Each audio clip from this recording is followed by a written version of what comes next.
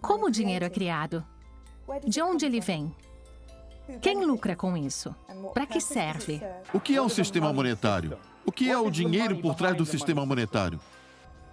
Durante séculos, as engrenagens do sistema monetário permaneceram escondidas dos olhares curiosos da população. Ainda assim, seu impacto, tanto nacional como internacionalmente, talvez seja inigualável. Pois é o sistema monetário que dá origem aos pilares que sustentam o domínio no âmbito internacional e nacional.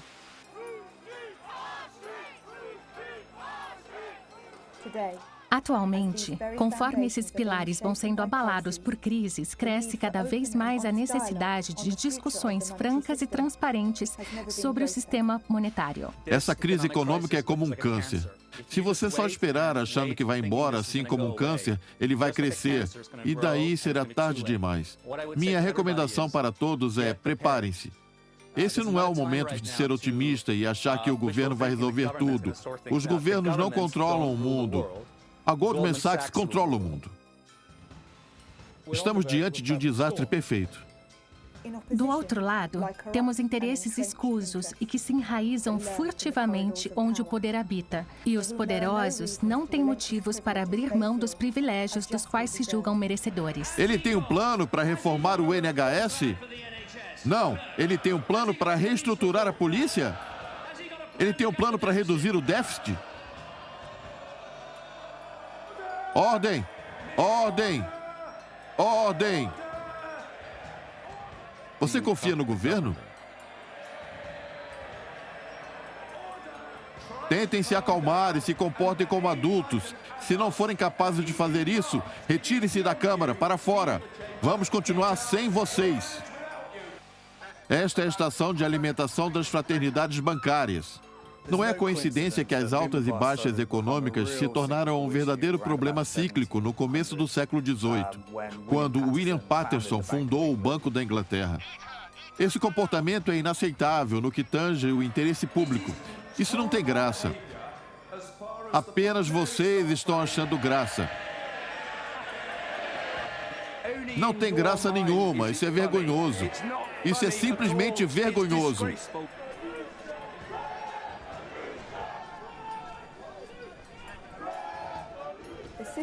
O sistema é inerentemente instável em decorrência do poder que ele confere aos grupos dominantes no campo internacional. O cerne desse problema: como tirar algo do nada. A análise estatística descobriu que sempre que o império começa a ruir, você pode observar sua moeda se desvalorizando. Não existe um manual de como esse sistema todo opera. Para exemplificar, há um pesquisador da BBC que está trabalhando em um documentário sobre Robert Peston, que foi ao Banco da Inglaterra e disse: podem me fornecer o manual dizendo como o dinheiro é criado? E eles disseram não. Esse documentário vai investigar e explicar esse sistema em constante mudança e seu impacto no âmbito nacional e internacional.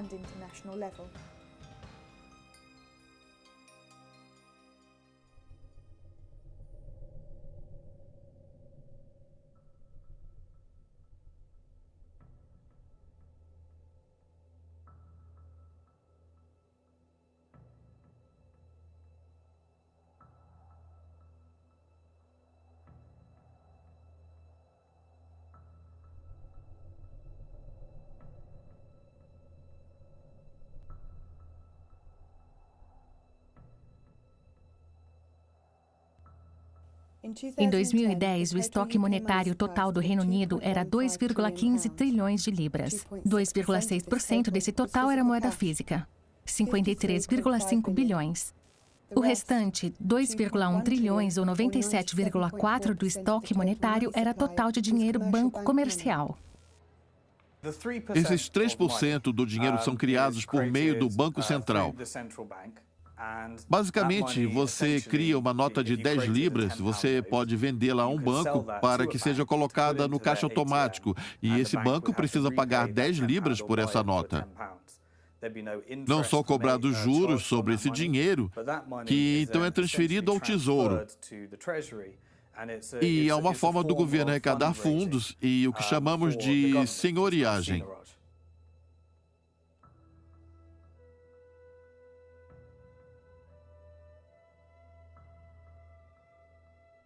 Quando o Banco da Inglaterra cria uma nota de 10 libras, ela custa entre 3 e 4 centavos para ser impressa e é vendida para os grandes bancos pelo seu valor de face, que é 10 libras. E o lucro, que é a diferença entre o custo de produção e as 10 libras, vai direto para o Tesouro. Na prática, todo o lucro da criação do dinheiro físico das notas vai para o Tesouro. E ele reduz a quantidade de tributos que pagamos. Nos últimos 10 anos, esse processo arrecadou 18 bilhões de libras. Em 1948, as notas e moedas representavam 17% do estoque monetário. Esse foi um dos fatores para financiar a reconstrução no pós-guerra, incluindo a fundação no Sistema Nacional de Saúde. Em apenas 60 anos, a quantidade de notas e moedas baixou para menos de 3%.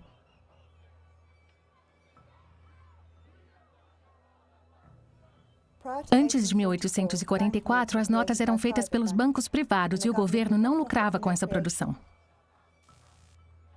No período anterior à industrialização, havia diversos tipos de dinheiro coexistindo.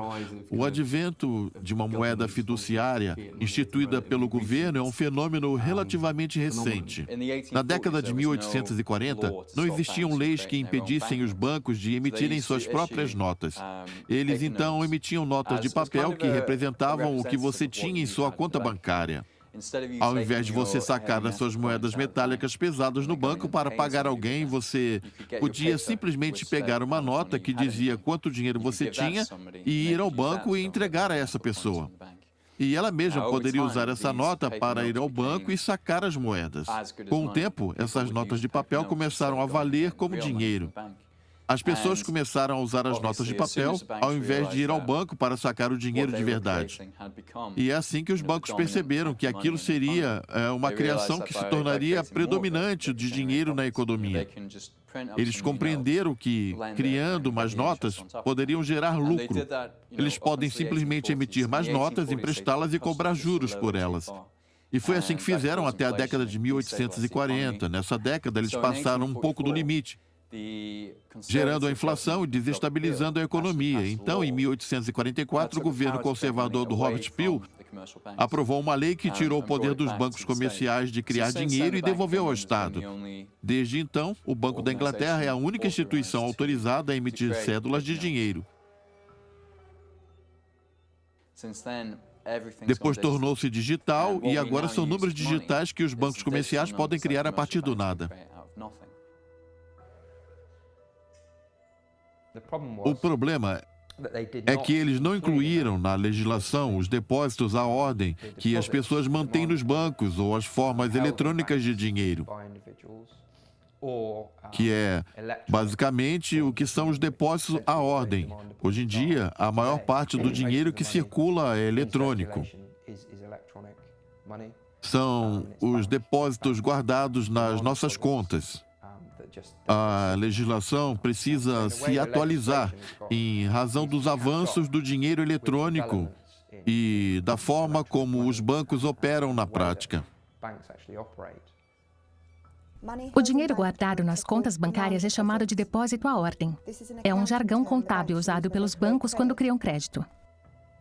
Os bancos adotam esse mesmo processo com empréstimos. Todo o dinheiro guardado em contas bancárias é um lançamento contábil.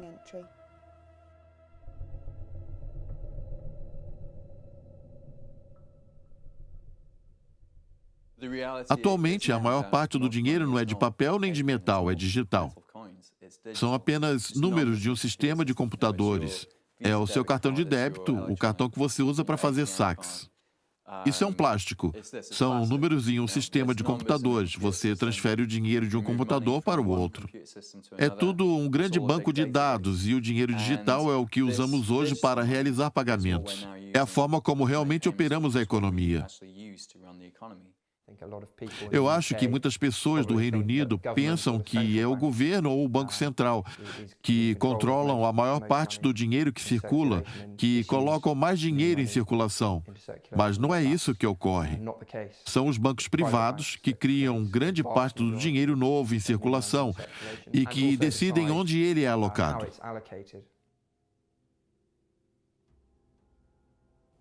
A designação oficial para esse lançamento contábil é dinheiro de banco comercial.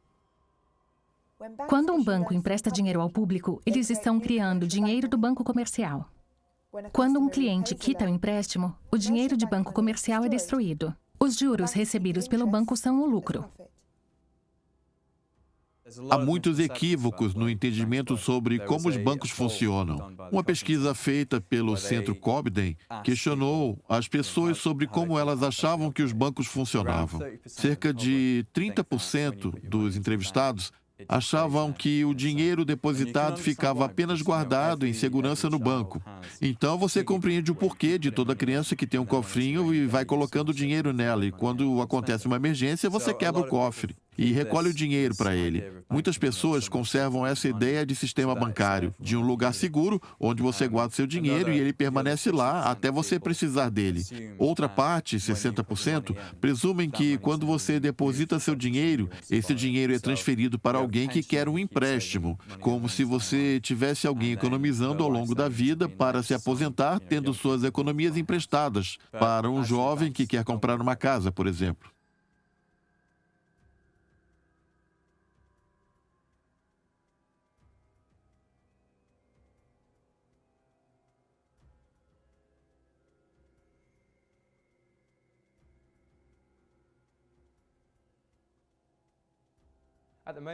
No Reino Unido de hoje, a criação e controle de grande parte do dinheiro estão nas mãos de bancos privados. Cerca de 97 a 98% do dinheiro é criado e é dinheiro de dívida, assim por dizer, e que quando os bancos emitem o dinheiro em forma de empréstimos. Estamos dizendo que, na verdade, é um fato do qual carecemos de um certo entendimento. Não é uma teoria da conspiração, não é uma teoria maluca, é a forma como o Banco da Inglaterra descreve o processo. Ao realizar empréstimos, os bancos criam dinheiro.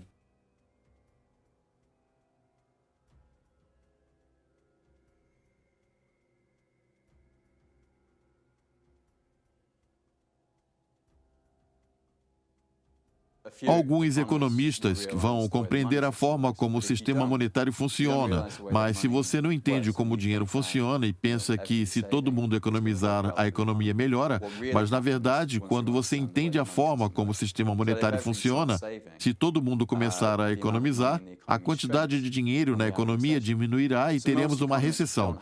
Muitas economias não enxergam isso, eles não assimilam todos os elementos do sistema, eles apoiam em suposições, em doutrinas, e sem se preocuparem com detalhes. O dinheiro é o coração da economia.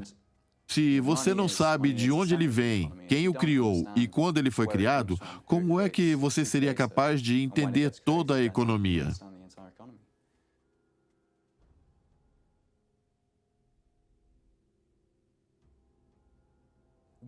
Quando a maior parte do dinheiro que usamos deixa de ser físico e passa a ser eletrônico, aqueles que criam o dinheiro eletrônico é que ficam com a receita decorrente dessa produção de dinheiro. E produzir dinheiro eletrônico é bem mais rentável do que produzir dinheiro físico. Você não tem nenhum custo adicional. Ganhamos 18 bilhões de libras em uma década produzindo dinheiro físico e os bancos, na prática, produziram 1,2 trilhão de libras. Entre 1998 e 2007, o Reino Unido triplicou seu estoque monetário. 1,2 bilhão de libras foram produzidas por bancos, enquanto que 81 bilhões produzidas pelo Tesouro. Diversas pessoas pensam que quando eu digo isso, quando você ou Positive Money diz isso, que somos birutas. Mas em 9 de março de 2009, o presidente da Reserva Federal, Ben Bernanke, concedeu a primeira entrevista de um presidente do Banco Central dos Estados Unidos da América da história. Um dia antes, ele havia realizado o resgate da AIG, que era uma seguradora, nem sequer era um banco, pagando 160 bilhões de dólares no total. O jornalista perguntou a ele: Sr. Bernanke, de onde vieram os 160 bilhões para resgatar a AIG? O Fed está gastando o dinheiro dos impostos? Não é dinheiro dos impostos. Os bancos possuem contas no Fed da mesma forma que você tem uma conta em um banco comercial. Para fazer um empréstimo para um banco, nós usamos um computador para aumentar o tamanho real da conta no Fed. E é bem mais parecido. Você não exatamente tem a mesma coisa como imprimir dinheiro do que com emprestar. Os bancos criam dinheiro sempre que oferecem crédito, compram ativos já existentes ou realizam pagamentos para suas próprias contas, coisas relacionadas à expansão de ativos. Quando um banco compra valores mobiliários, seja um título corporativo ou governamental, ele inclui esse título em seus ativos e aumenta os depositários bancários da instituição nesse mesmo valor. Dinheiro de banco comercial novo entra em circulação quando as pessoas gastam crédito concedido a elas pelos bancos. Eu descobri que, conversando com as pessoas de agosto de 2009 até a época da eleição, de porta em porta, quando tentamos explicar como o sistema monetário funcionava, havia entre as pessoas uma resistência na aceitação de que uma situação tão bizarra realmente existisse. Ah, não pode ser possível. Do que você está falando? Não, os bancos, eles não criam dinheiro do nada. Isso é ridículo. Eles não podem fazer isso. Eles emprestam dinheiro dos depositantes. A maioria das pessoas tem a sua noção de como o dinheiro funciona. Estão acostumadas à forma como usam o dinheiro e tentam implementar o funcionamento de sua pequena economia doméstica na economia nacional. E é claro que isso não funciona. Em 2008, a extraordinária quantia de empréstimos de crédito bancário, também conhecido como dinheiro de banco comercial, ultrapassou a marca de 2 trilhões. Há pouco tempo, em 1982, a proporção entre dinheiro físico e depósitos bancários era de 1 para 12. Em 2010, a proporção chegou a 1 para 37. Isso é, para cada libra de dinheiro criado pelo Tesouro, havia 37 libras de dinheiro criado pelos bancos. Nos 10 anos anteriores à crise de 2007, o estoque de dinheiro de banco comercial do Reino Unido aumentou entre 7% e 10% por ano. Um crescimento de 7% significa dobrar o estoque de dinheiro a cada 10 anos. É inacreditável a quantidade de dinheiro que eles estão criando do nada, 1,2 trilhão nos últimos 10 anos. Esse dinheiro está sendo distribuído de acordo com as prioridades do setor bancário e não as da sociedade. O próprio setor bancário, desde 1980, foi de 2,1 trilhões para 40 trilhões em ativos. Em 1980, os ativos dos bancos pelo mundo eram 20 vezes o valor da economia global. E em 2006, de acordo com as Nações Unidas, ele chegou a 75 vezes. Conforme o gráfico mostra, o percentual dos ativos do Banco do Reino Unido em relação ao PIB permaneceu relativamente estável entre 50% e 60% até o fim da década de 60. Após isso, ele cresceu drasticamente. A forma mais prática de ganhar dinheiro hoje em dia não está na fabricação de coisas, está nas diversas formas de especulação, tirando o dinheiro a partir do dinheiro. Esta é a forma mais lucrativa e, de longe, a atividade econômica mais predominante no mundo nos dias de hoje.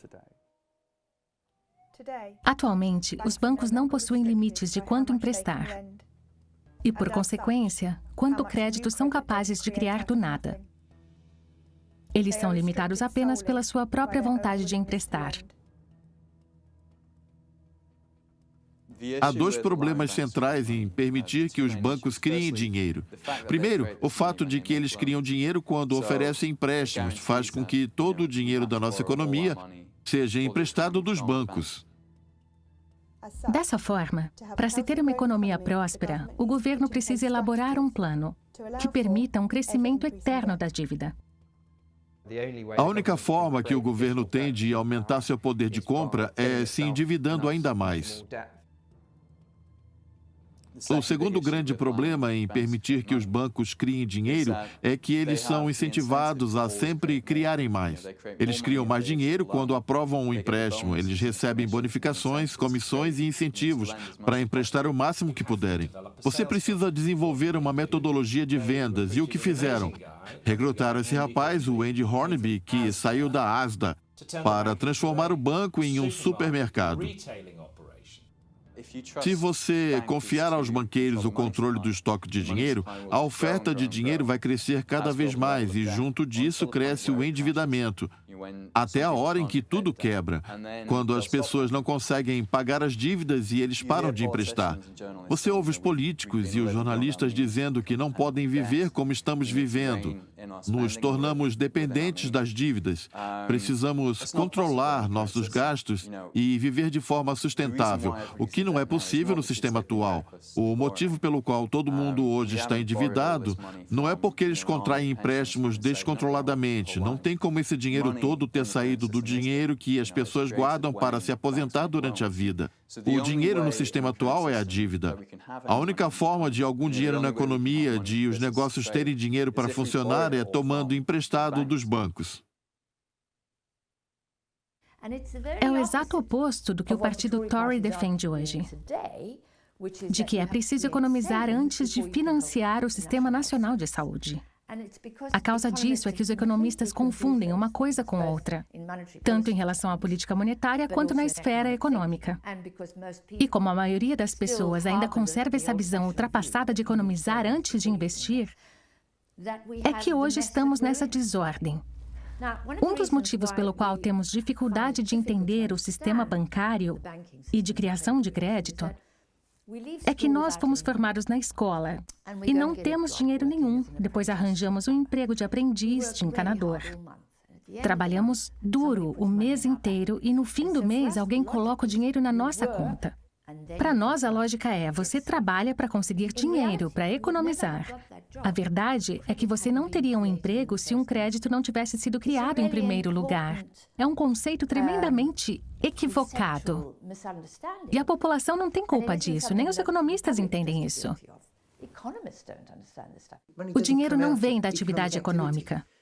As pessoas com quem conversei presumem que você tem um negócio, você tem pessoas realizando atividades e, de alguma forma, o dinheiro surge do trabalho das pessoas. Fazendo coisas, vendendo coisas, produzindo coisas. E, de alguma forma, o dinheiro surge.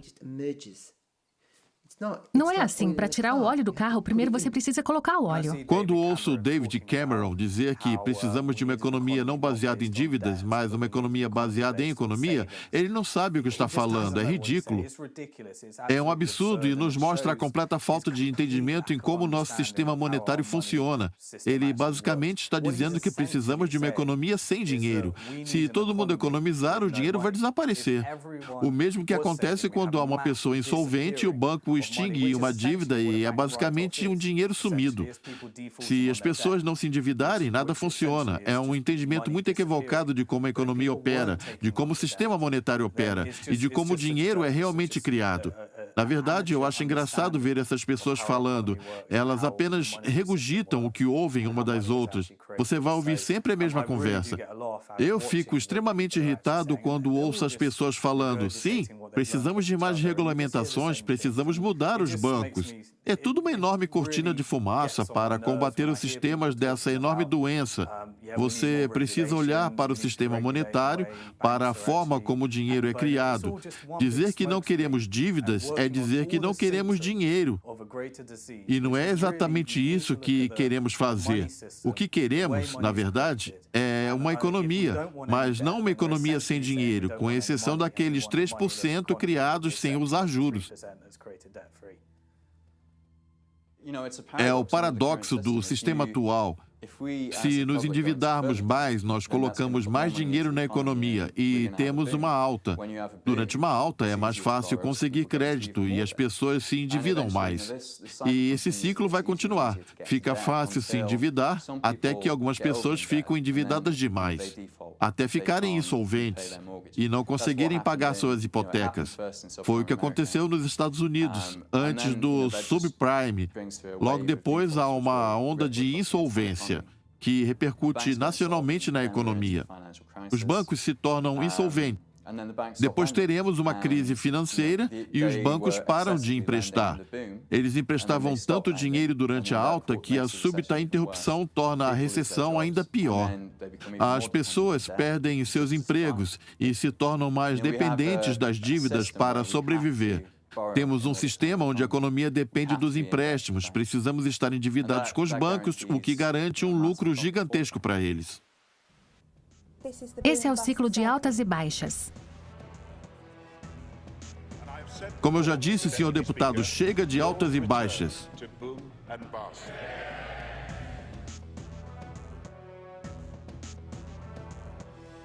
A quantidade de crédito precisa crescer infinitamente. Pagamos juros por cada libra e se achamos que possuímos esse dinheiro, há alguém em algum lugar que está pagando juros por ele. O sistema bancário tem um impacto colossal no mundo, mas somente porque é ele quem fornece o dinheiro para a nação.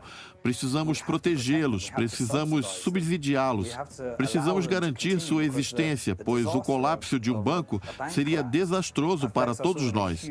Qualquer um que diz que não deveríamos resgatar os bancos não entendem, de fato, a natureza do nosso sistema monetário. É como eliminar uma grande fração do nosso dinheiro, mas ao recuperarmos os bancos, perpetuamos um sistema de que qualquer forma não funciona. Não importa o que façamos, o ciclo vai existir enquanto não separarmos a criação do dinheiro das atribuições dos bancos. Depois disso, os bancos não se importariam. Eles se tornariam negócios normais como todos os outros.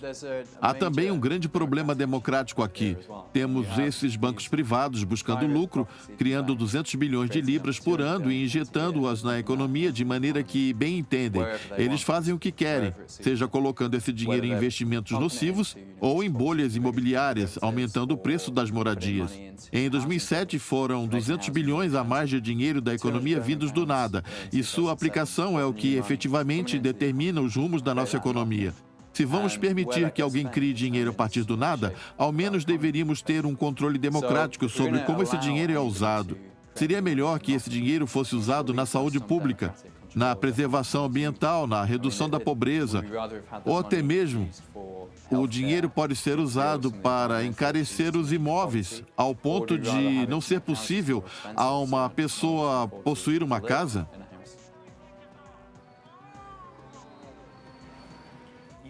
Você pode enxergar isso como uma contrapartida aos bancos pelo direito de produzir dinheiro, o que beneficiaria a população e seria gasto democraticamente.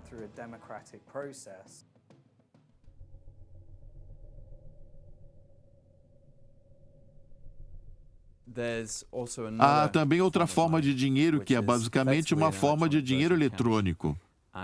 É um tipo de dinheiro que os bancos comerciais usam para realizarem pagamentos uns aos outros. Os grandes bancos não querem carregar grandes somas de dinheiro por aí, pois é perigoso, inconveniente e caro. Você precisa contratar seguranças para lidar com esse dinheiro. O que eles fazem é pagar uns aos outros como uma forma eletrônica de dinheiro, que é conhecida nesse meio como reservas do Banco Central. Eles mantêm esse dinheiro eletrônico em contas do banco na Inglaterra. Como parte da população, você não pode acessar esse dinheiro eletrônico. Você não pode ter uma conta no Banco da Inglaterra. O que ocorre é que o Banco Central vende esse dinheiro aos outros bancos e isso é feito criando dinheiro a partir do nada e usando esse dinheiro para pagar por títulos, comprando debêntures dos grandes bancos. Esse banco vai emitir esses títulos, que em suma são dívidas com o governo, e os dá ao Banco da Inglaterra, que em troca vai acrescentar esse valor na conta desse banco, no Banco da Inglaterra. Eles resumidamente estão criando reservas do Banco Central a partir do nada.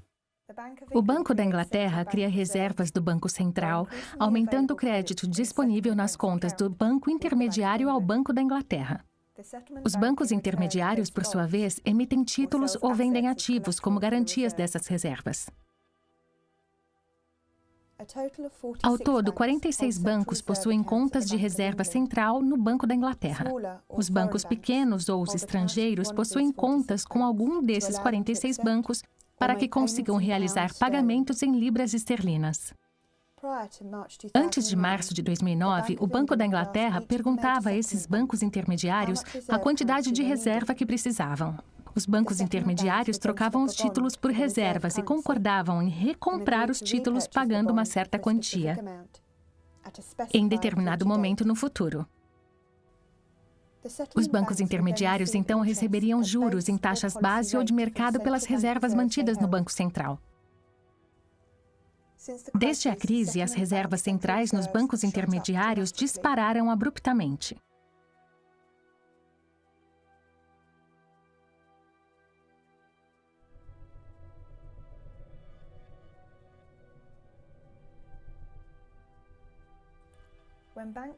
Quando os clientes transferem fundos de uma pessoa para outra, um procedimento chamado redesconto intradia ocorre. A quantidade de reserva central que o Banco A possui junto ao Banco da Inglaterra é reduzida na quantidade recebida pelo Banco B. Essa é a importância das reservas centrais para os bancos. Antes da crise do crédito, se um banco não tivesse reserva no Banco da Inglaterra para cumprir as suas obrigações, o banco precisaria tomar emprestadas as reservas de outros bancos a juros.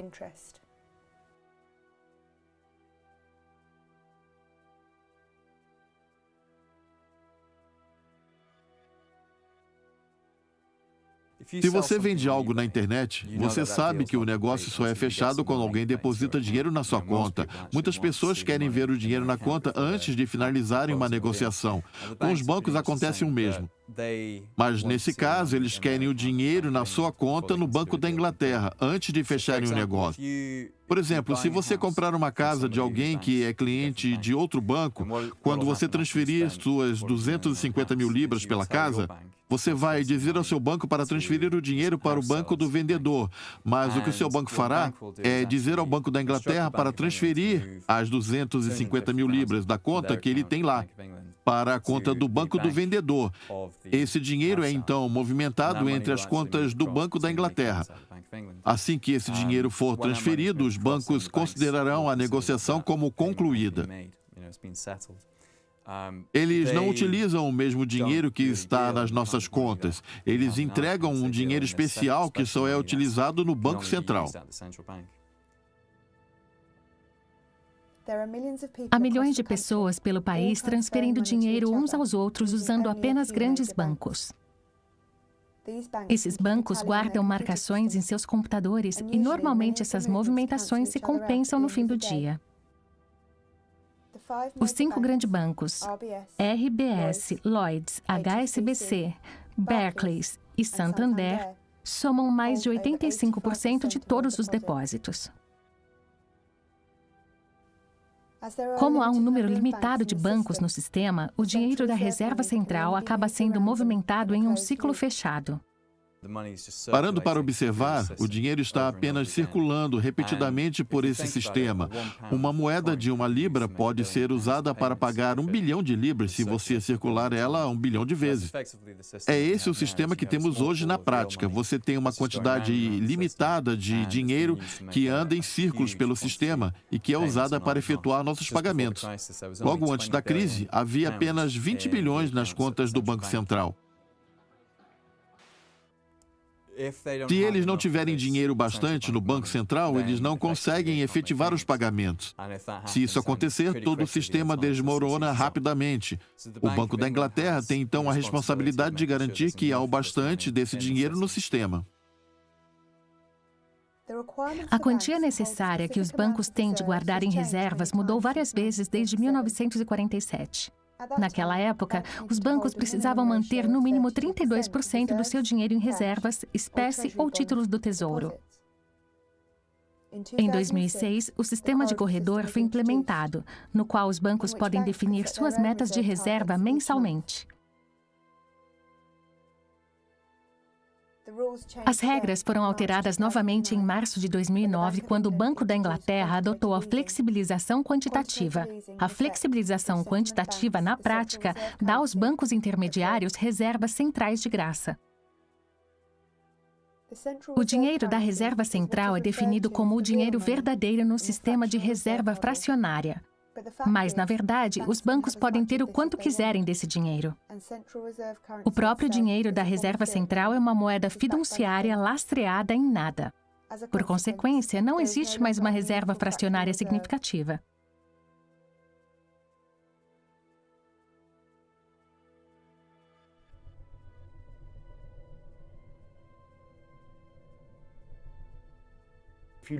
Levando em conta a história dos últimos 150 anos, temos o desenvolvimento de padrão ouro, que ganha relevância nas décadas de 1880 e 1890, quando os países se ancoram em um determinado valor do ouro e se comprometem em assegurar esse valor, negociando o ouro entre si para manter o equilíbrio e também tentar restringir, expandir ou contrair as atividades de suas próprias economias para garantir esse equilíbrio, para que o valor definido fosse mantido. Esse sistema ruiu depois da Primeira Guerra Mundial. Foi aí que tudo desabou. Houve uma grande ruptura no sistema monetário internacional naquela época, que foi se resolver apenas após os acordos de Bretton Woods no fim da Segunda Guerra Mundial, no qual tudo é atrelado ao dólar e o dólar é atrelado ao ouro. Você fica então a um passo do lastreamento em ouro, ou de dizer que há algo substancial como uma commodity sólida por trás do dinheiro físico e do crédito. Após Hiroshima, Tóquio especula quando é que a próxima bomba cairá. Não foi necessário especular muito.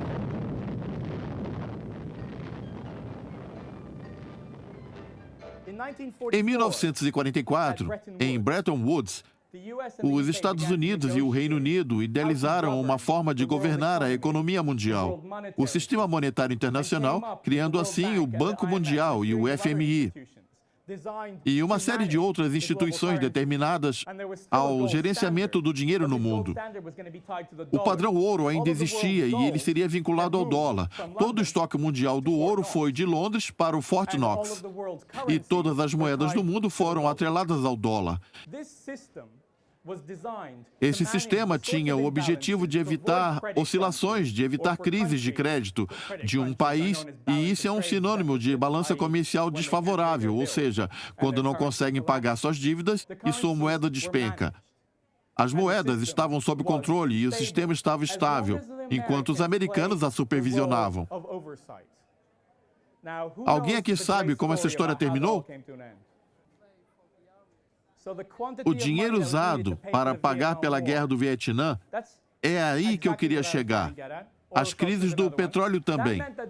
Isso significa que os americanos não estavam mais cumprindo seu papel de supervisionar o sistema monetário. Eles estavam inflacionando o valor de sua moeda, que deveria permanecer atrelada ao ouro e a todas as outras moedas. O que foi que os franceses fizeram? Os franceses temiam que o presidente Nixon não estava sendo transparente. Eles estavam preocupados com o que acabamos de descrever, que Nixon estava imprimindo dinheiro que não deveria. Estavam preocupados que não houvesse ouro bastante para garantir o valor do franco francês. Eles, então, enviaram um navio da Marinha ao porto de Nova York e pediram educadamente pelo seu ouro de volta. E eles receberam ouro? Tentem adivinhar. Não receberam, e o sistema Bretton Woods chegou ao fim. É nesse momento que entramos na era moderna do sistema financeiro.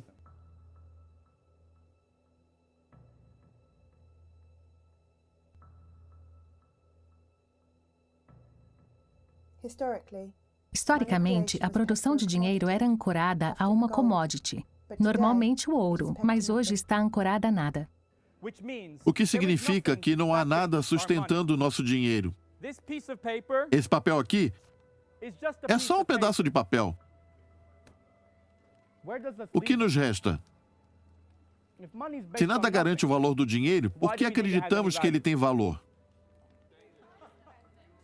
Perdão? Porque podemos trocá-lo por outras coisas, o quê?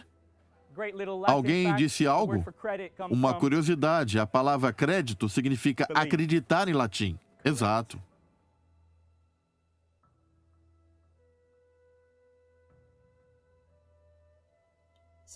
Desde o colapso do lastreamento em ouro do dólar em 1971 e a desregulamentação do sistema financeiro, a criação de dinheiro cresceu exponencialmente.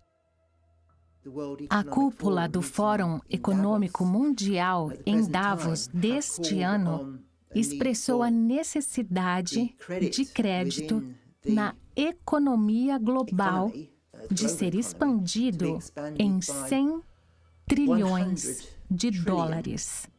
1 trilhão são 12 zeros. Tente imaginar 100 trilhões, o número 1 seguido de 14 zeros.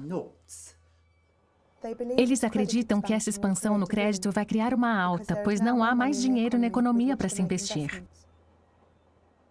O surgimento das moedas digitais é fascinante, a forma como elas transformaram tudo, pois elas deram aos bancos privados a liberdade de dominar e criar um sistema monetário que lhes favorece, e que favorece aqueles que controlam os bancos privados.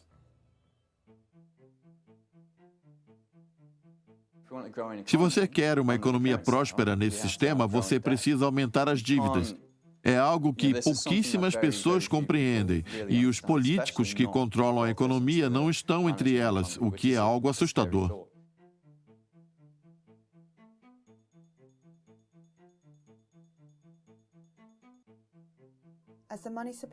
Quanto mais o estoque de dinheiro cresce, mais dinheiro fica disponível para ser investido em atividades produtivas.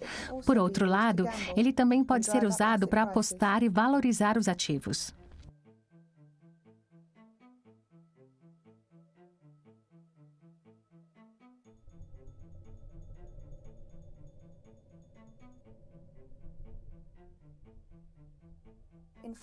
Inflação é o aumento geral nos preços de bens e serviços em uma economia em um determinado período de tempo.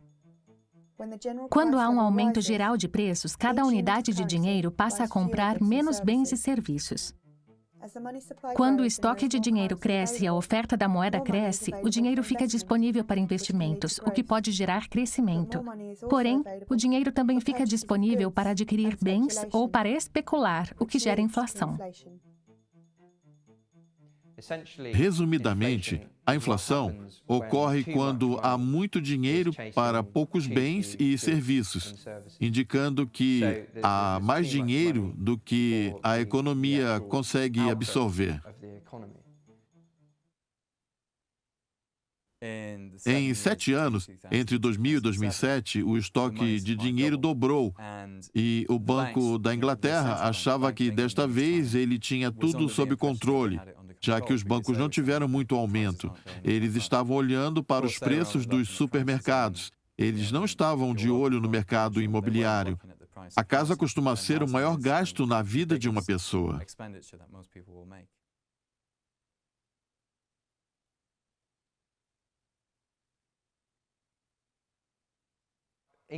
A valorização do imóvel faz você se sentir que está enriquecendo, mas a contrapartida do seu enriquecimento é que seus filhos estão empobrecendo.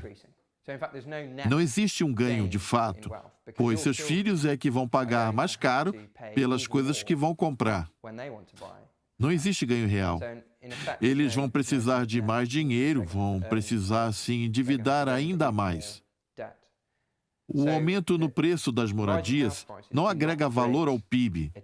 Tudo que isso faz é redistribuir a renda em favor do que possuem casas, ou seja, das pessoas ricas, retirando o dinheiro dos mais pobres que não podem arcar com uma casa.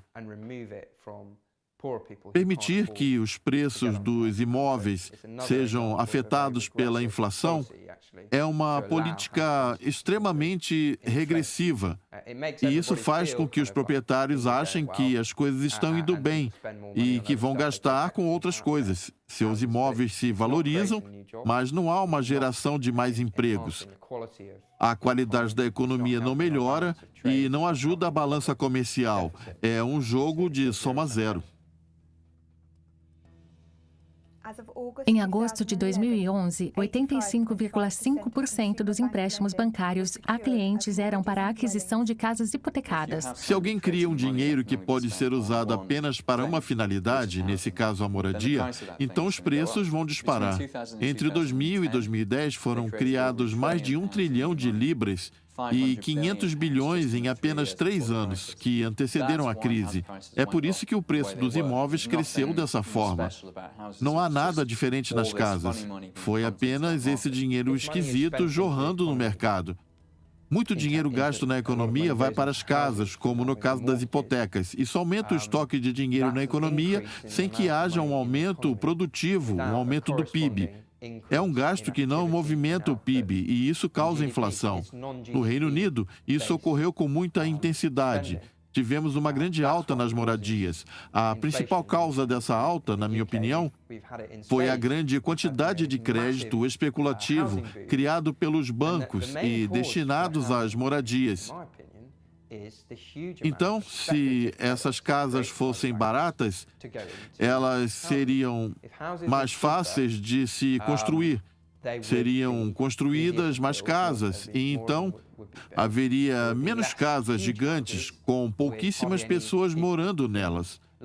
Londres não estaria no meio dessa grande baderna especulativa, onde todos os ricaços do mundo querem um imóvel em Londres, porque é um ativo valioso. As casas se tornariam primeiramente um lugar para se viver, e não um bem ao qual se deve investir.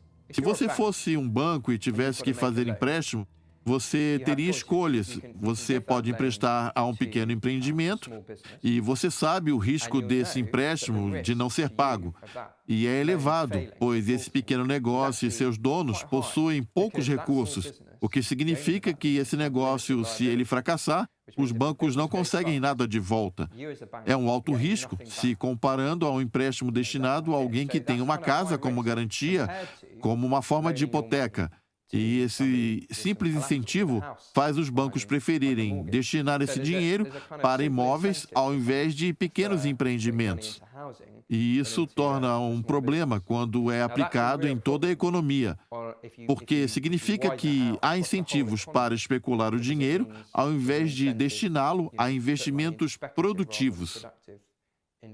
Então, precisamos pensar em uma forma de criar um sistema monetário mais balanceado entre os investimentos especulativos e os produtivos. O governo mostra uma enorme relutância em regular o mercado de imóveis e em regular a quantidade de dinheiro que é destinado a esse mercado. Nós não decidimos quem cria o crédito ou para o que ele cria. Nós deixamos essa tarefa para os camaradas do banco decidirem.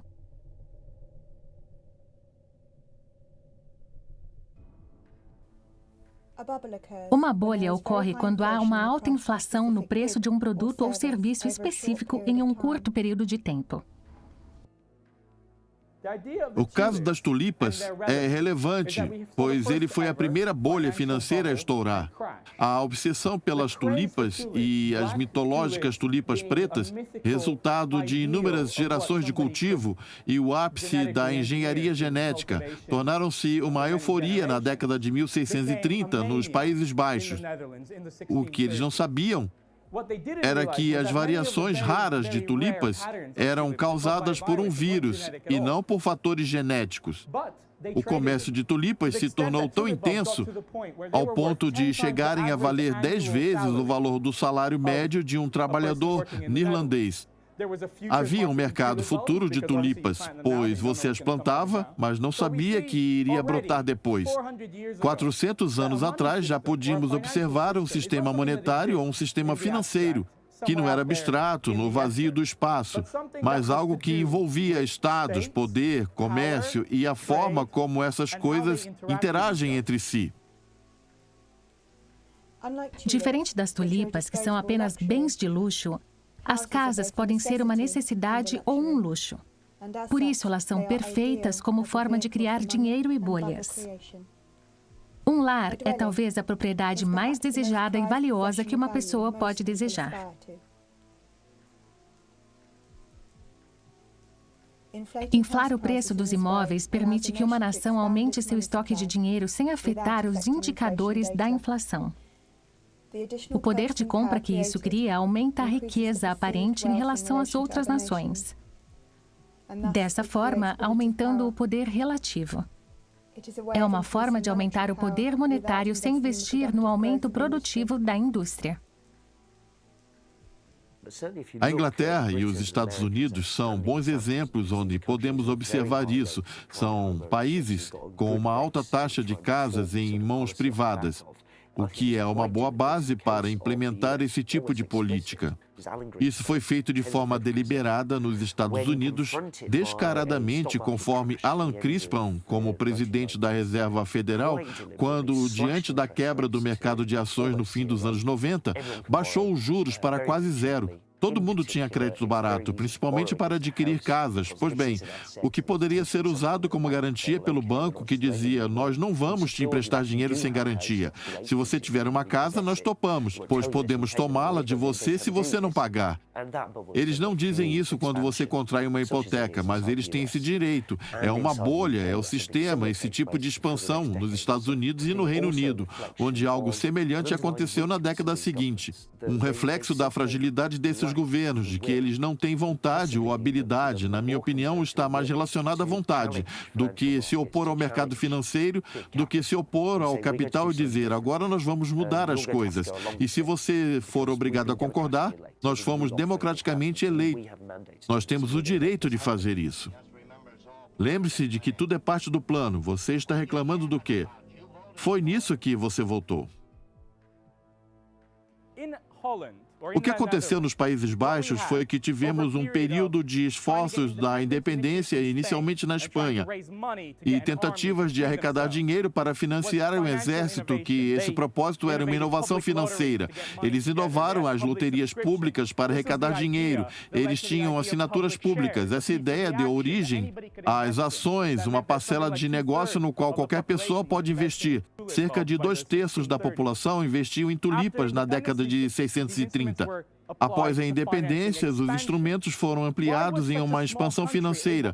Como um país tão pequeno conseguiu fazer frente a outros bem maiores, como Espanha e Portugal, que já eram impérios há um século antes dos Países Baixos a se tornarem um? Como eles competiam?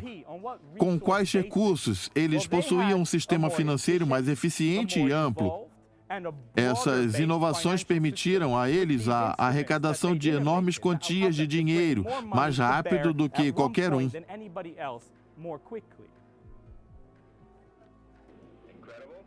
É inacreditável, mas é verdade.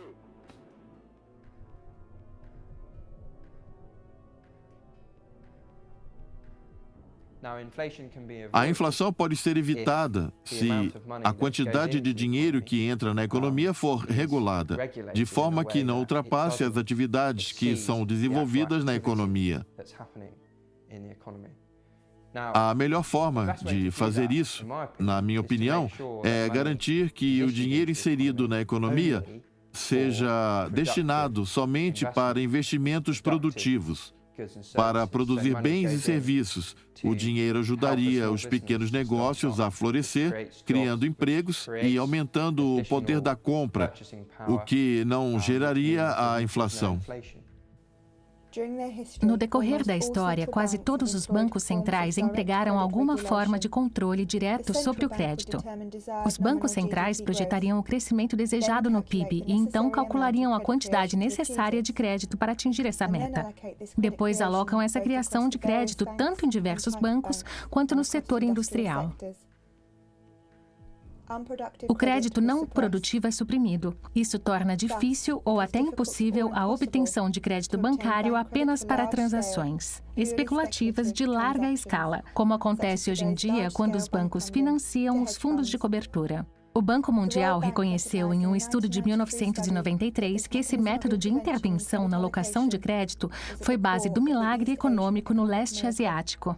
Há muitas coisas que os governos fizeram no passado com bastante sucesso em muitos casos e até relativamente bem em nosso país. Mas os exemplos mais memoráveis são Coreia do Sul e Japão.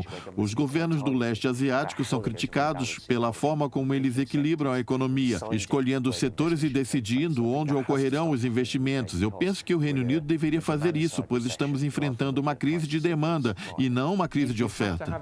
Você precisa de um sistema onde o crédito seja seja alocado em meios de produção, onde o crédito seja usado para construir ferrovias de alta velocidade, onde o crédito seja usado para construir casas. E isso ao invés de inflar os preços das casas que já existem. São coisas simples, mas as quais o sistema atual foi programado para não colocar efetivamente em prática. A criação de dinheiro por bancos privados para finalidades não produtivas causa inflação real, que é como um imposto sobre o poder de compra da moeda de troca.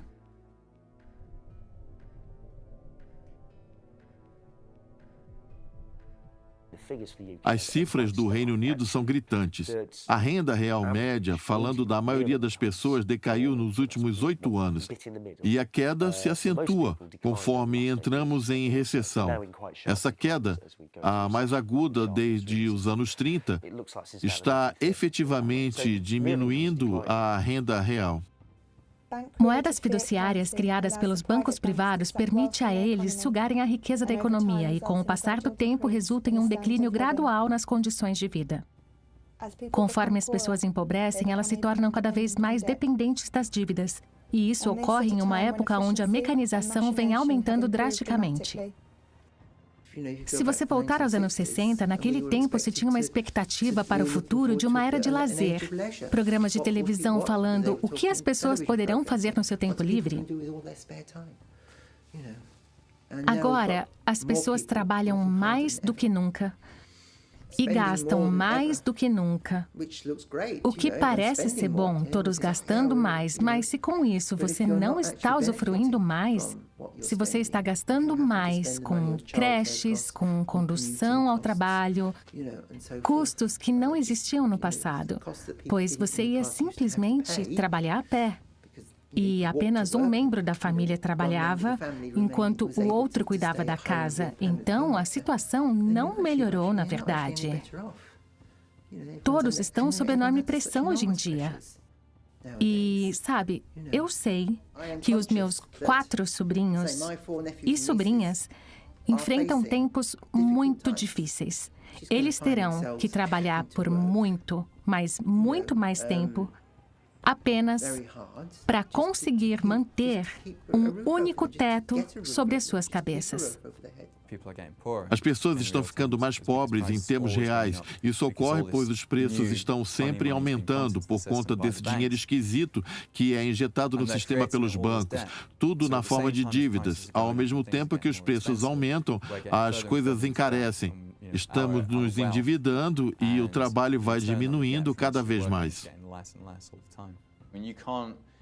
Você não consegue resolver a pobreza se tiver um sistema financeiro e monetário que distribui o dinheiro dos pobres para os ricos. Toda a distribuição que você faz, no sentido contrário, é o mesmo que remar contra a maré. Se você observar os problemas como a desigualdade, uma forma óbvia de combatê-lo é criando, por exemplo, um sistema tributário redistributivo. Você tributa os ricos e dá um pouco aos pobres. Você distribui um pouco de dinheiro na base da pirâmide. Isso é bom, mas se você ignorar o fato de que existe outro sistema redistributivo que tira o dinheiro dos pobres e distribui aos ricos, você não vai conseguir resolver essa desigualdade, porque é como o sistema monetário baseado em dívidas funciona. Para cada libra de dinheiro existe uma libra de dívida. A dívida normalmente fica com os pobres, as classes mais baixas e classe média. Essas pessoas se endividam e acabam pagando os juros por esse dinheiro, que por fim volta ao setor bancário, que é distribuído para as pessoas que trabalham na cidade de Londres ou em Wall Street. Em sua essência, esse sistema serve para entregar o dinheiro dos pobres para os ricos, tira o dinheiro das regiões pobres do Reino Unido e os leva para a cidade de Londres. Ele também pega o dinheiro das pequenas empresas, das pequenas fábricas e o entrega de volta para o setor financeiro. Temos um sistema onde a função de fornecer o dinheiro da nação é realizada pelas mesmas organizações que tiraram seus lucros, realizando depósitos e empréstimos de dinheiro, que são os bancos. Os bancos criam o estoque de dinheiro da nossa nação e lucram com os empréstimos. É isso que acontece. O governo não pode permitir que o sistema bancário desmorone, pois se isso acontecesse, 97% do dinheiro desapareceria. É por isso que, em uma crise, o risco é transferido ao contribuinte. Mas mesmo em tempos de normalidade, os bancos recebem inúmeras garantias e benefícios além do direito de produzir dinheiro. A propósito, Bill, eu sei que o Banco da América é enorme. Eu mesmo tenho $32 lá. Cá entre nós, qual a garantia que eu tenho de que meu dinheiro está seguro? Todos os depósitos até $10 mil estão assegurados pelo governo federal em Washington. Essa é a garantia? Sim, senhor. Você não ouviu dizer que o governo federal tem 280 bilhões em dívidas? Os bancos possuem uma enorme rede de garantias do governo. O contribuinte tem 85 mil libras garantidas como seguro de depósito. O Banco da Inglaterra promove o seguro de liquidez se o banco carecer de reservas de dinheiro.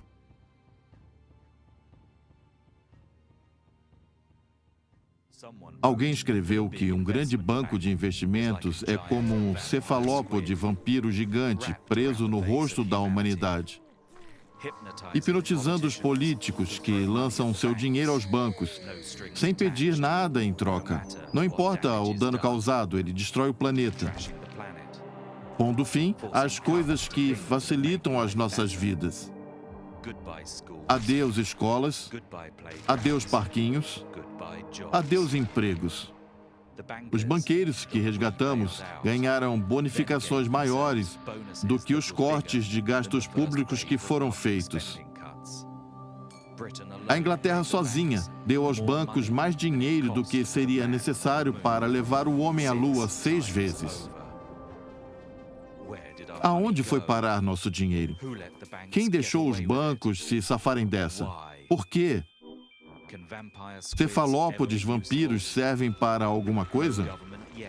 Nenhum governo tem coragem de domá-los. Talvez precisem de um plano.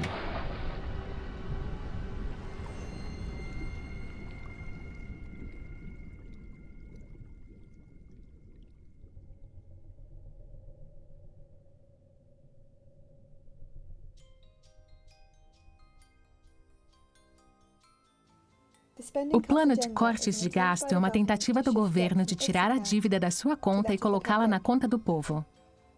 É a consequência dos resgates dos bancos e se faz necessário um sistema monetário com base em dívidas, onde o aumento do poder de compra depende do aumento do endividamento e onde a diversificação da dívida promove a estabilidade e a confiança do mercado.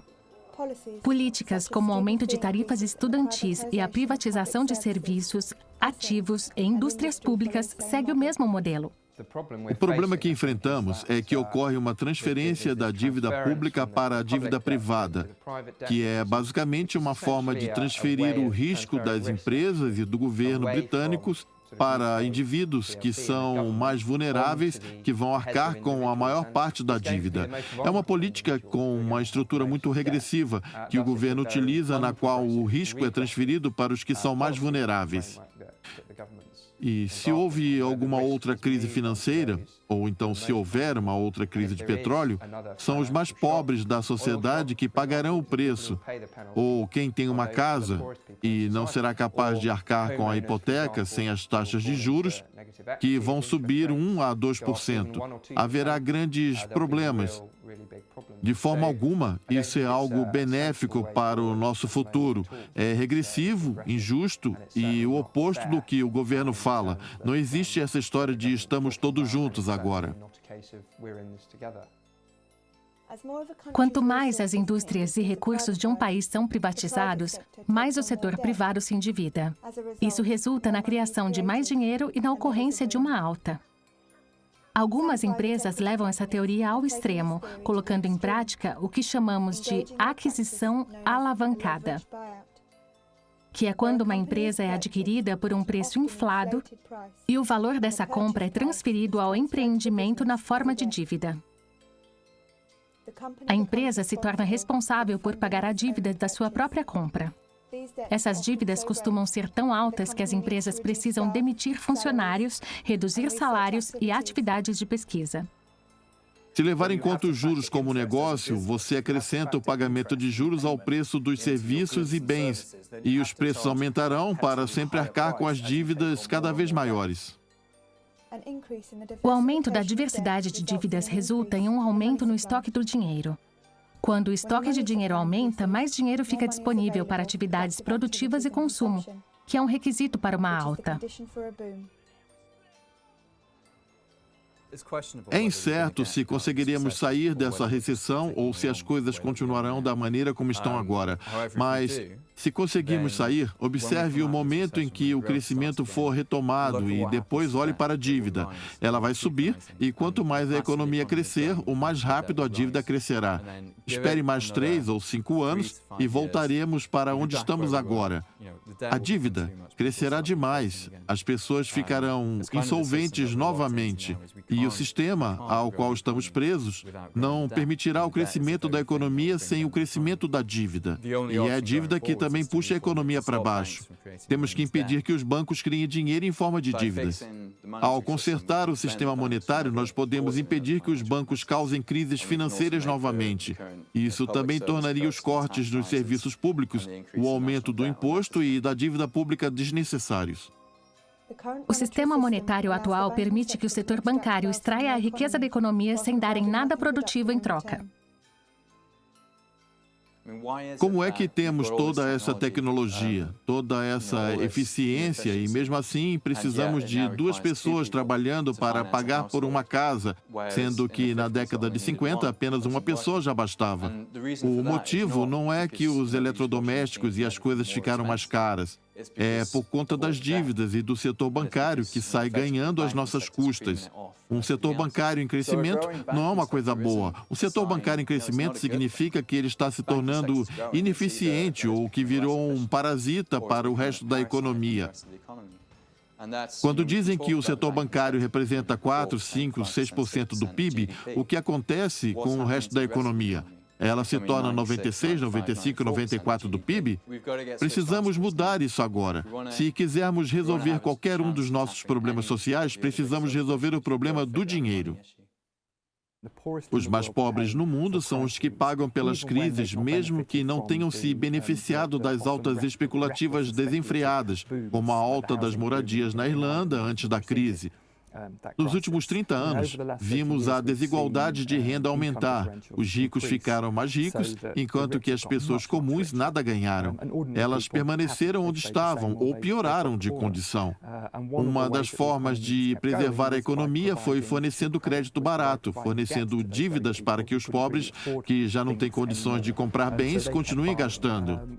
Quando ocorrer um colapso, são essas mesmas pessoas que serão cobradas, mesmo que elas sejam vítimas desde o começo. Como consequência da crise, o Banco da Inglaterra comprou as dívidas corporativas e depois as cobrou com juros menores. Mesmo assim, uma pessoa comum precisa pagar mais pelo cheque especial e pelo cartão de crédito do que jamais pagou. Dívidas entre os muito ricos ou entre governos podem sempre ser renegociadas e sempre foram no decorrer da história.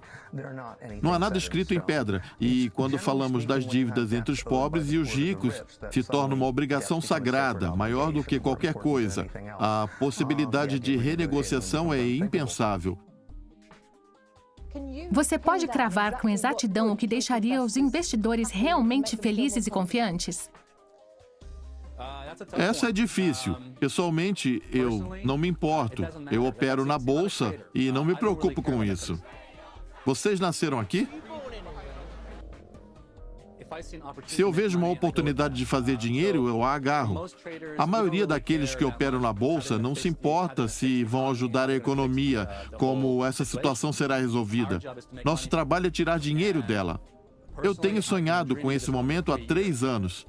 Se você souber o que vai fazer, pode tirar muito dinheiro dessa situação. Eu tenho uma confissão. Todas as noites eu sonho com uma outra recessão.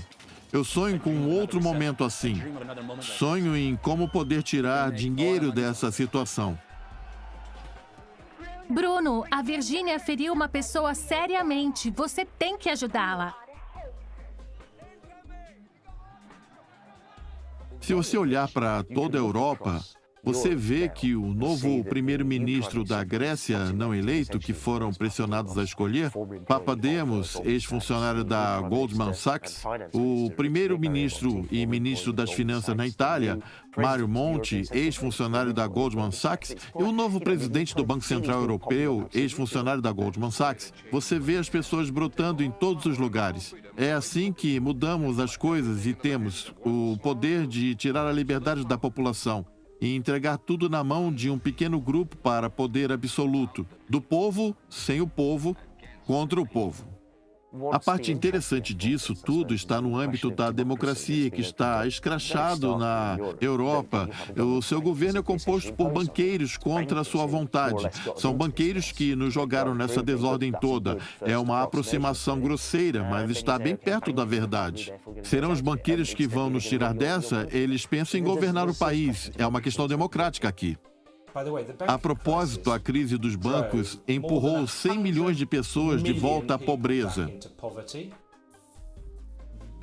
As estatísticas indicam um crescimento na mortalidade dos pobres por uma série de motivos. A crise bancária não causa apenas pobreza, ela causa também a morte de pessoas. E adivinha? O buraco é bem mais fundo.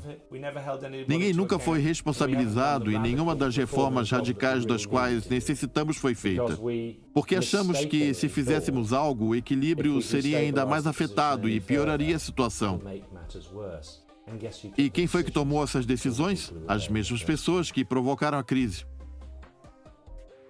Você precisa saber que um desses empresários trabalha com assassinatos. Suas armas são modernas. Seu pensamento ultrapassado há 2000 anos.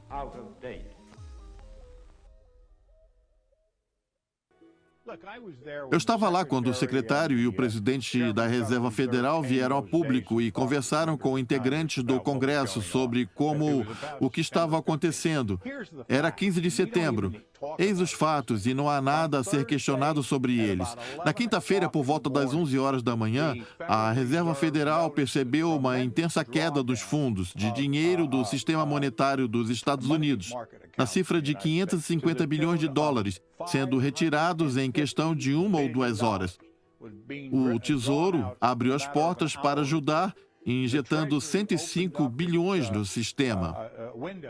E logo percebeu que não poderia virar a maré.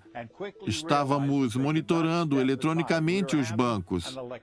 Eles decidiram fechar suas operações, congelar as contas e anunciaram a garantia de 250 mil dólares para que não houvesse mais pânico. Foi então o que aconteceu. Se não tivessem feito isso, as estimativas diziam que às 2 da tarde, 5,5 trilhões teriam sido tirados do mercado monetário dos Estados Unidos. E isso teria colapsado toda a economia dos Estados Unidos e, dentro de 24 horas, também a economia mundial. Quando ocorrem trocas internacionalmente de uma moeda por outra, as reservas de moedas são transportadas do Banco Nacional de um país para a conta de reservas do banco estrangeiro. Bancos estrangeiros precisam se relacionar com bancos locais para que possam manter reservas de moedas estrangeiras, mas não fazem parte da organização do Banco Central local.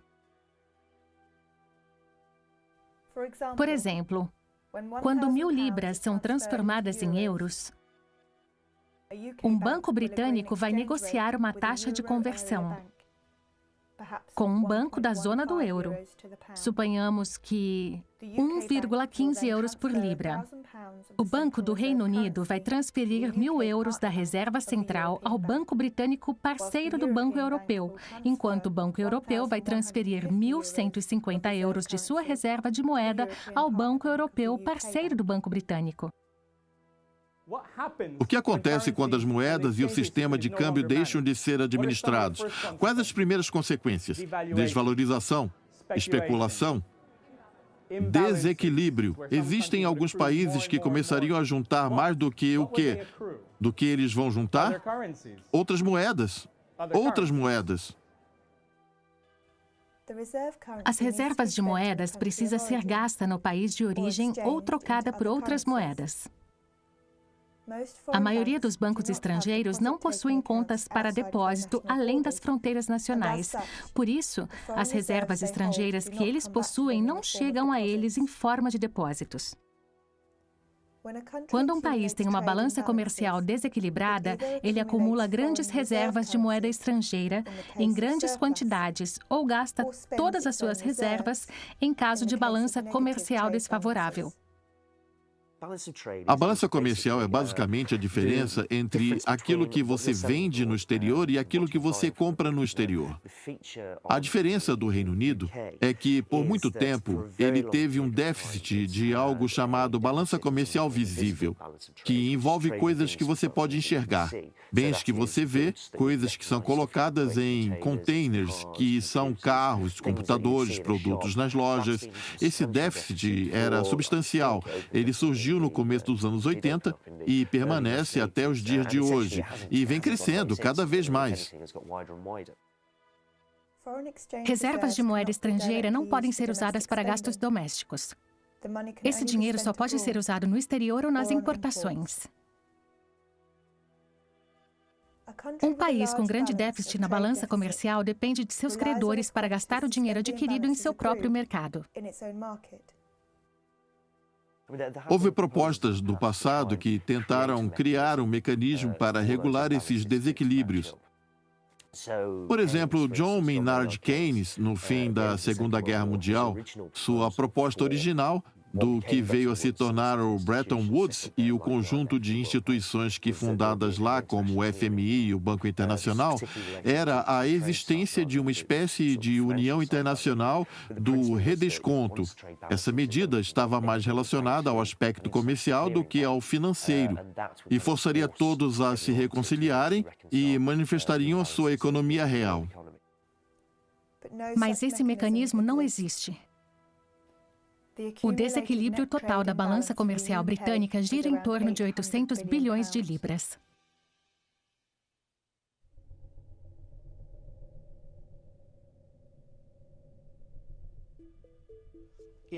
Ocorre que, com o passar dos anos, muitos países acumularam grandes balanças superavitárias e outros grandes balanças deficitárias. Os países com déficits gastaram mais do que receberam. Então, precisarão de empréstimos estrangeiros, e isso se repete ano após ano.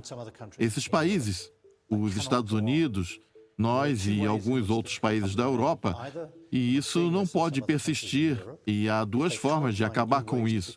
Como observamos na Europa, se um país não consegue se tornar competitivo, sua capacidade de quitar seus débitos é colocada em xeque. A outra forma a que adotamos é apresentar um planejamento crível de pagamento das dívidas. O valor da libra esterlina caiu 25% para tornar as nossas importações mais competitivas e atrair compradores no exterior. E para os consumidores britânicos, para que eles tenham a preferência dos produtos locais ao invés dos importados. Guerra das moedas, também conhecida como desvalorização competitiva, acontece quando os países competem entre si para alcançar taxas de câmbio mais baixas para suas moedas. Conforme o preço de uma moeda cai, o preço real dos seus produtos também cai. A indústria nacional recebe então uma demanda interna e externa. Isso fez os exportados britânicos ficarem mais baratos, então eles recuperaram um pouco, mas como o resto do mundo também está sendo afetado, eles começaram a ficar para trás novamente. O que achamos, observando, é quase um tipo de anarquia, uma anarquia que se intensifica.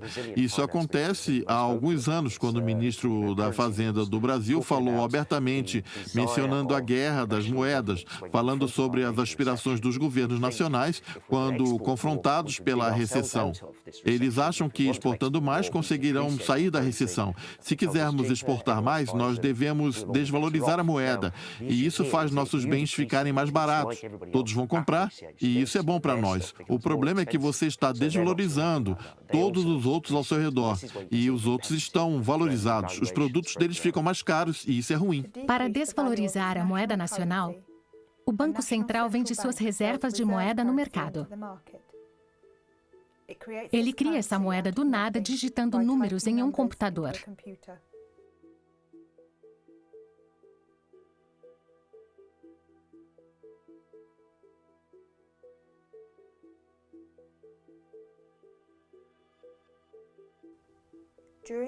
Durante o longo período de lastro em commodities, a taxa de câmbio era determinada pela quantidade de ouro, prata ou bronze contido nas moedas de cada país. De forma parecida, após o evento das notas de papel e do padrão ouro, a taxa de câmbio dependia da quantidade de ouro que o governo prometia pagar ao portador das notas. Essas quantias não tinham grandes variações no curto prazo e, por isso, a taxa de câmbio permanecia relativamente estável. Depois da Segunda Guerra Mundial, as moedas foram atreladas ao dólar. E o dólar era lastreado em ouro. Sistema esse foi encerrado em 1971. Temos agora um sistema financeiro moderno onde o dinheiro se organiza de forma caótica. Não há taxa de câmbio, pois não há ouro no qual ele possa ser lastreado. Então, nós precisamos dele. Nós acreditamos que o mercado vai solucionar todos os problemas comerciais. Se a minha ou a sua moeda vale mais, isso depende da relação da minha economia comparada à sua. E se a sua relação muda, o câmbio vai ser alterado para refletir isso conforme necessário. Tudo acontece magicamente por conta da eficiência do mercado. O valor de uma moeda em relação a outra é determinada pelo mercado. Se mais pessoas querem comprar do que vender uma moeda, seu preço aumenta. Se mais pessoas querem vender, seu preço diminui. O valor é definido individualmente pelos banks. Ao comprarem e venderem moedas, eles ajustam o câmbio.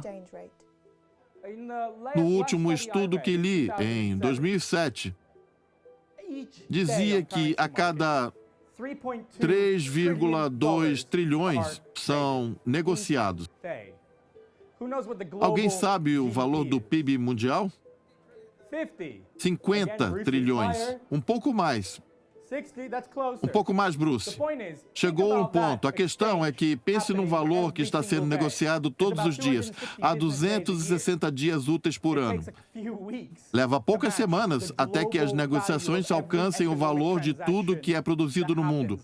Todos os dias, ano a ano, leva poucas semanas. Todos nós negociamos moedas com regularidade. Se você for ao exterior, você troca sua moeda por outra. É uma forma de negociar moedas. Você troca suas libras por euros ou ienes. Isso acontece com frequência e é uma parte comum do processo comercial. Grandes empresas fazem isso com regularidade. O momento em que as pessoas param para pensar e começam a dizer, espera aí, isso é uma especulação. Quando as pessoas percebem que as moedas oscilam em relação umas às outras e se isso acontece, há uma oportunidade de realizar trocas e lucrar com essas oscilações. E então a possibilidade de especulação é grande. E essa é a parte mais questionável do mercado. Esse pedaço de mercado em que os impostos sobre transações financeiras tentam eliminar, pois há a presunção, não totalmente incorreta, de que se produz instabilidade para todas as outras pessoas. Essas pessoas querem volatilidade no mercado, pois assim elas fazem dinheiro. Elas querem estimular isso e conseguem. Em 2010, o mercado de câmbio tornou-se maior mercado e o de maior liquidez no mundo, com negociações cambiais diárias que totalizam, em média, 4 trilhões. A volatilidade cria uma necessidade. O que ela faz aos países, principalmente aos países pequenos e em desenvolvimento? O que acontece se houver uma grande flutuação repentina das finanças? O que eles precisam fazer para se proteger?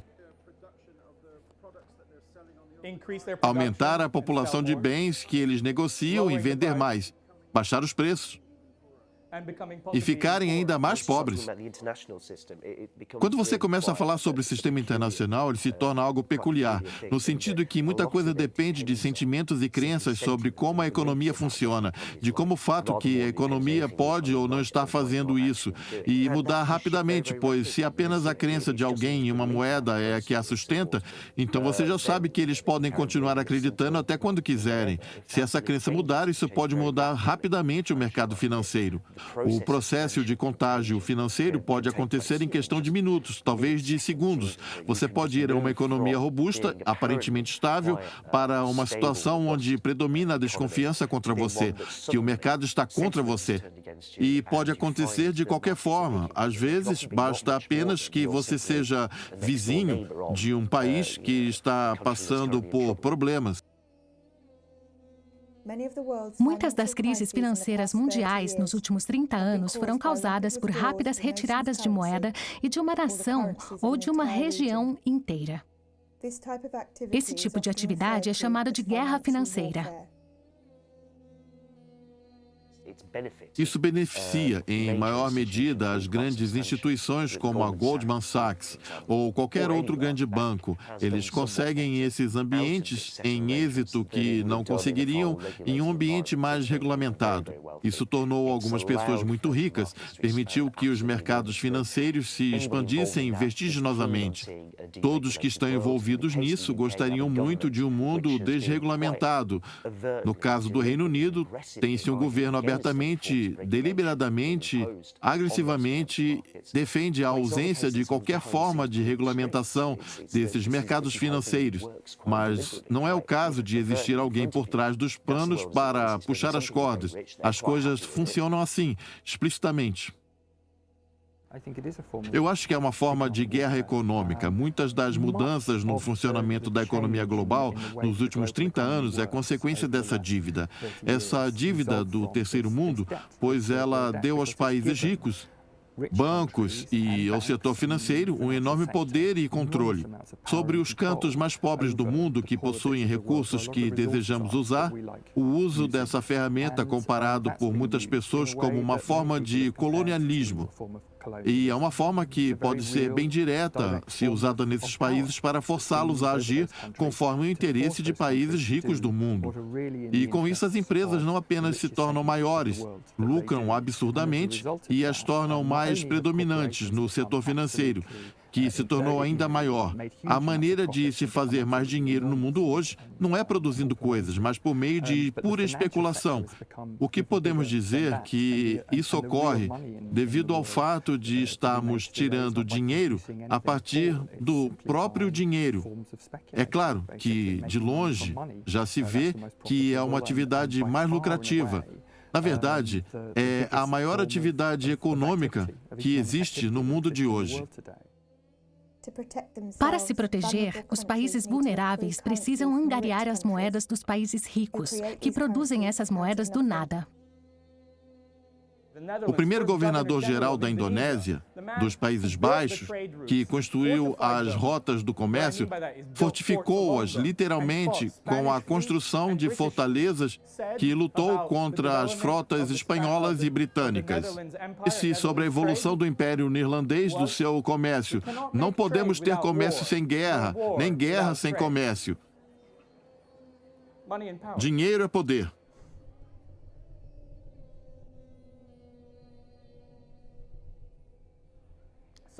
As reservas se tornaram uma forma de proteger contra o quê? A especulação. Ataque especulativo. Quebra dos mercados. Bolhas. Quando um país sucumbe a um ataque especulativo, ele é forçado a desregulamentar seus mercados e adequar o seu sistema financeiro ao sistema da parte dominante.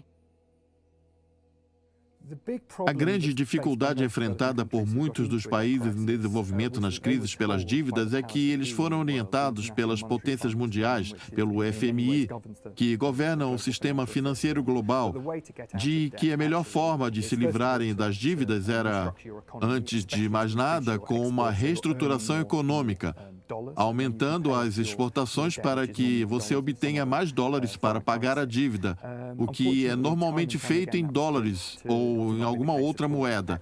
Por várias vezes isso se provou um equívoco. Os países contam os seus gastos públicos e param de crescer, perdem o potencial de crescimento, e aquilo que produziam foi destinado à exportação, destinado à criação de dólares e assim por diante. Eles pagam suas dívidas, mas não conseguem desenvolver sua própria economia economia.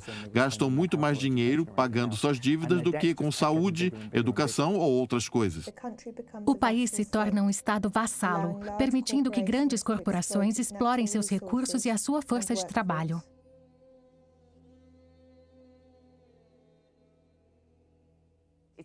Não é um segredo, não há mistérios no que acontece e como o mundo funciona. É bem direto. Nos últimos 30 anos, você teve situações parecidas por todo lado, o que geralmente é conhecido como neoliberalismo. A noção de que você precisa de um câmbio flutuante, pouca regulamentação nos mercados financeiros, interferência em envolvimento mínimo no governo, no mercado. É mais ou menos assim que funciona, e o mundo funciona assim. Há instituições, a mais notória delas sendo o FMI, que vai ativamente interligar esse plano de ação. Não é algo obscuro o fato de que as pessoas por trás dos planos tentam manipular as coisas, é bem evidente isso. E o que acontece é que eu tenho vivenciado isso desde que eu me tornei adulto.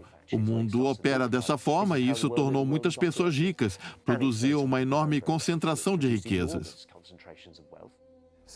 Quando o FMI entra em conversa, ele impõe condições para que ele ajude um país a aliviar suas dívidas. Nas décadas de 80 e 90, eles chamaram esse conjunto de regras de Programa de Ajustamento Estrutural, tomando formas parecidas sempre que é aplicado. Podemos ver programas de ajustamento estrutural em ação em países como a Grécia, Portugal e Irlanda.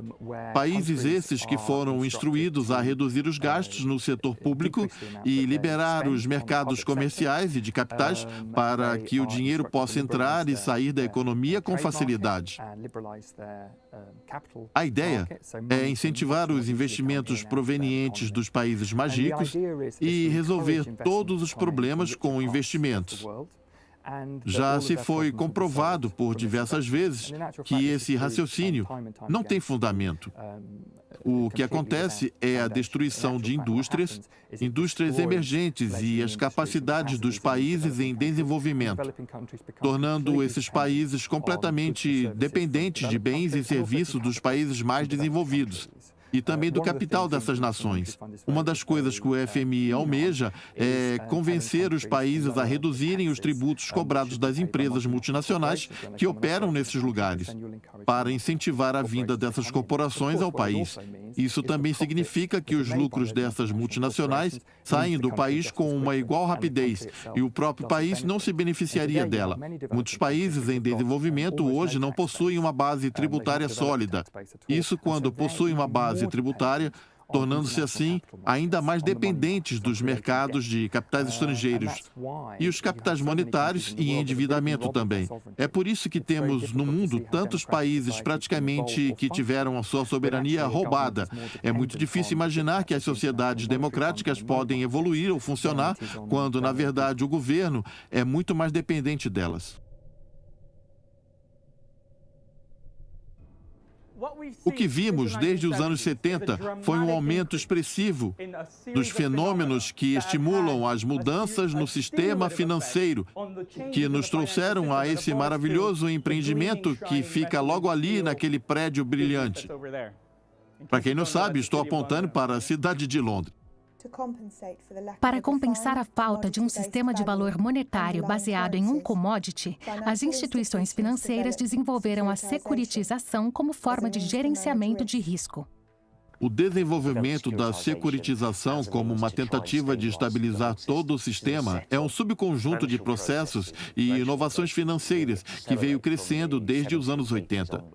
Você tinha um sistema caótico que necessitava de gerenciamento de risco e você inovou. Você precisava de derivativos, opções futuros. Você tem mercado nas ferramentas de gerenciamento e volatilidade. Alguém sabe o que significa o termo cobertura? Distribuição de risco, gerenciamento de risco, proteger-se do risco. Exatamente.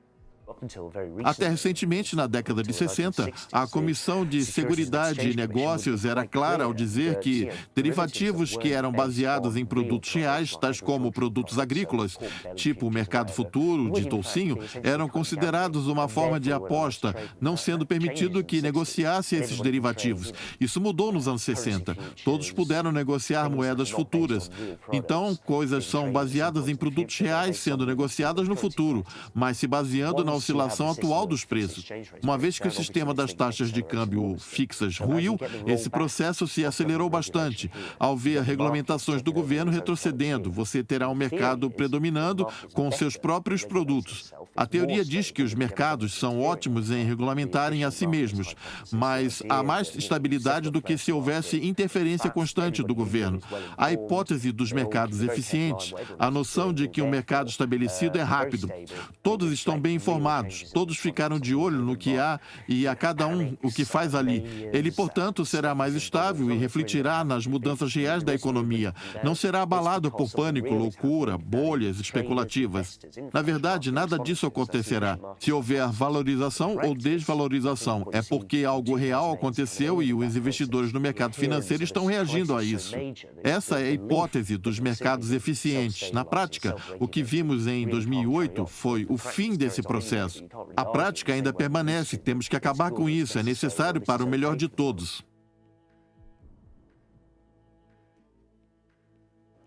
Na última década, tivemos uma inovação, algo conhecido como Credit Default Swap. É uma forma de comprar um seguro contra a insolvência de uma empresa no qual você investiu. Em 2002, esses títulos valiam menos de 1 trilhão. Em 2007, passaram a valer 60 trilhões. Foram 5 anos. De repente, nós paramos e dissemos, todos esses CDOs que fizemos não promovem a estabilidade que esperávamos. A matemática por trás deles não faz nenhum sentido. Há mais risco relacionado em tentar securitizar ou controlar o risco da dívida do que inicialmente imaginávamos. Agora achamos que essas coisas são imprestáveis. As tentativas de encontrar formas cada vez mais complexas de regular ou moldar o mercado financeiro, de ganhar dinheiro rapidamente, produzem efeito contrário dos que seus defensores pregavam, e foi uma baixa de grandes proporções.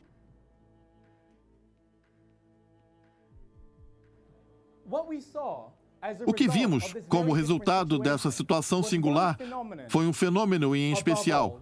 O setor cresceu mais do que todos, o setor financeiro. Mesmo que o setor financeiro se beneficie muito do atual sistema monetário, esse sistema não é estável e nem justo. A suposição sobre como funciona o Banco da Inglaterra é que ele garante o dinheiro por meio da dívida pública. O governo garante suas promessas pelo fato de que ele pode cobrar tributos da população. Eles concluem que o dinheiro é sustentado pela dívida do governo, e a dívida do governo é sustentada pela capacidade do governo de arrecadar dinheiro do povo.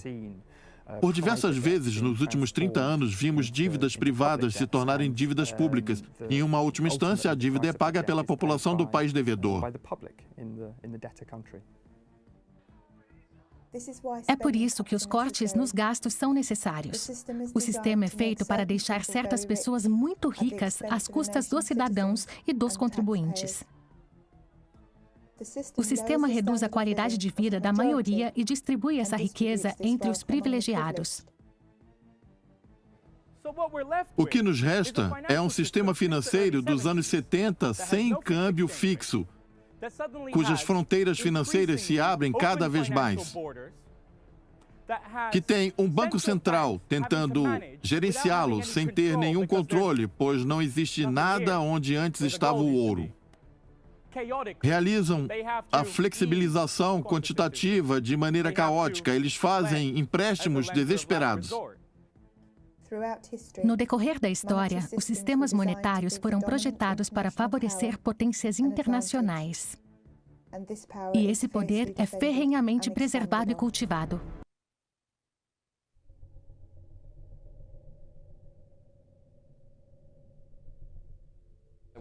O que eu gostaria de ver é um novo tipo de moeda ancorada em algo que seja escasso, algo que necessitamos e que valorizamos, algo como uma energia ou uma energia renovável. Uma moeda lastreada em quilowatt-hora seria interessante para mim. Precisamos começar a valorizar as coisas que são escassas e que são necessárias para a nossa sobrevivência a longo prazo. Apoiar a moeda internacional dessa forma geraria enormes investimentos em, por exemplo, energia renovável. se essa for a unidade lastreada a ser usada. Outra alternativa seria um conjunto de diferentes moedas que você poderia agregar para criar uma moeda sólida e confiável. Seria algo mais palpável de se fazer, eu acredito. Melhor ainda seria um grupo de commodities que ancoraria as moedas internacionais. Se fosse possível juntar internacionalmente essas economias que são muito competitivas nacionalmente e dizer, vamos todos sentar aqui e redigir um acordo, algo parecido com o que Bretton Woods fazia, ou diferente do que Bretton Woods, mas as moedas que sejam vinculadas a um grupo de bens distintos, mas adequados à realidade das economias de cada região. Seria muito bom se isso acontecesse. E dá para enxergar a forma como isso criaria uma ordem na macroeconomia internacional, algo no qual carecemos. A verdadeira dificuldade é a política. Quem está nesse planeta? Quem vai fazer isso? Criar um sistema monetário que seja ao mesmo tempo justo e estável é possível. Para que servem as organizações internacionais se não for para isso?